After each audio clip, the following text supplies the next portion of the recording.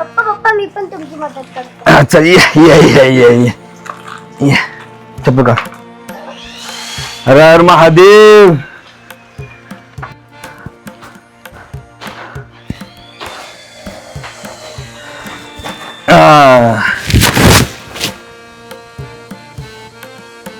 हर हर महादेव. श्री स्वामी समर्थ महाराज की जय. बघा आमचं घर असा आहे पसारा आमच्याकडे. आज सकाळपासून मुंबईवरून माल मागवला होता. श्री स्वामी समर्थ महाराज की. सकाळपासून काम चालू आहे. आज मुंबईवरून माल आलाय. अजून नाश्ता नाही काय नाही. जेवणाचा टायमिंग झालाय. दुपारची 1 वाजलेत. माझं घर असं आहे. माझ्या घरात असा पसारा असतोय. तर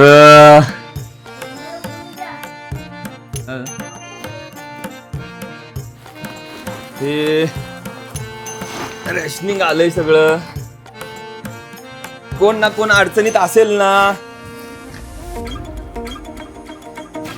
त्याच कमीत कमी 10-15 दिवसाचा तरी खर्च निघेल. हे आपण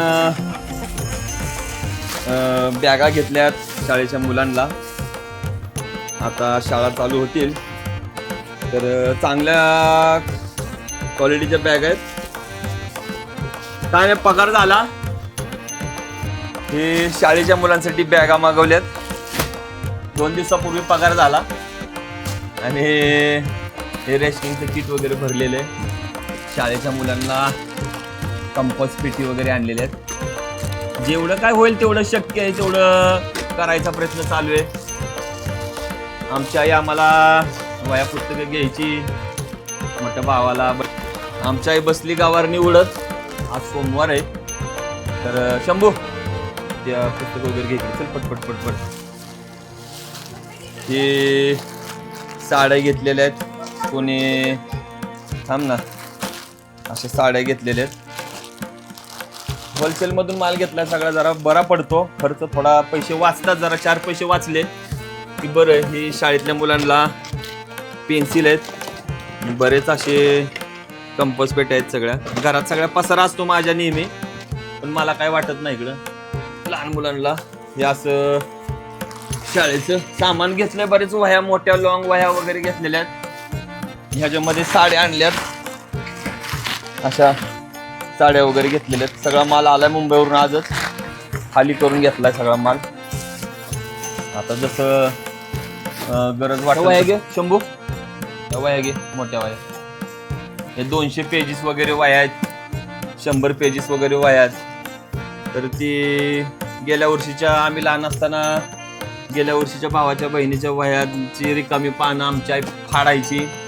रिकामी पानं फाडून झाल्यानंतर मग ती पानं सगळी एकत्र करायची आणि ती पानं दाबान असतं. दाबान त्या दाबनाने शिवून त्याची वही बनवायची.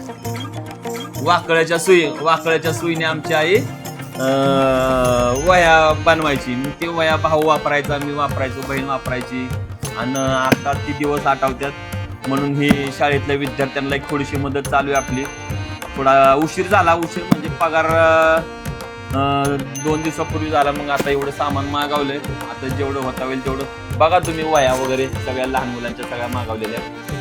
बऱ्याच साड्या वगैरे मागवल्या ह्याच्यामध्ये बी. तर असं काय नाही. घरामध्ये पसारा असतो नेहमी. पण काय पसाराची कशी काय लाज नाही वाटत. कारण की जे आपलं आहे ते आपलं आहे. जे आपलं सत्य आहे ते सत्य आहे. सकाळ धरणं मला आणायचं चालू आहे. आता मला आलाय सगळा सॉल्ट आउट करून सगळा. मग जसे कोण गरजू असते त्यांना आपलं थोडी मदत करायची. दिवस काय मित्रांनो. दिवस सगळे सारखे नसतात बरं का. आज सांगतो ही माझं गावचं घर आहे. आणि या ठिकाणी शाळा शिकलो. मुक्काम पोस्ट नांदवळ तालुका कोरेगाव जिल्हा सातारा. शिक्षक वर्ग वगैरे आम्हाला खूप चांगला मिळाला. मित्रपरिवार सगळा चांगला मिळाला. आणि शिक्षणाचं ज्यावेळेस चालू होतं 10वी पर्यंत घरी लाईट नव्हती. काहीच नव्हतं घरामध्ये तसं म्हणायला गेलं तर. आणि शेणा मातीचं घर होतं जुनं माझं. एकदम पूर्ण पडलेलं घर होतं. ते आपल्या शेणाने मातीने सारवून बिरून अंगण बिगण एकदम स्वच्छ केलं होतं. एकदम स्वर्गात असल्यागत वाटायचं त्या घरात बी. त्या घरात बी स्वर्गच आहे तुमच्या आशीर्वादाने. पगार आला, अर्धा पगार तिकडे खर्च केलाय. काय नाही, तुमच्या आशीर्वादाने कोणाला अडचणीत असेल त्या विद्यार्थ्यांना ही मदत होईल, नक्कीच मदत होईल मला वाटतं. ही बघू आता जो कोण गरजू विद्यार्थी आहेत त्यांना. माझ्या वेळेस अशी प्लॅस्टिकची पिशवी असायची, अशा प्लॅस्टिकच्या पिशवीत दप्तर, शाळेची पुस्तकं वगैरे टाकली त्याच्यामध्ये की निघालो. आणि रेनकोट बिनकोट काय आमच्या वेळेस तसलं काय नव्हतं. रेनकोट म्हणजे साखरचं पोतं वगैरे प्लॅस्टिकचं पोतं असायचं आमच्या वेळेस, किंवा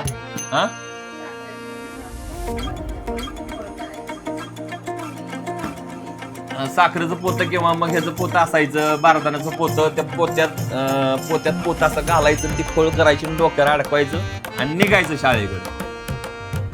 तर असे दिवस बघितलेले.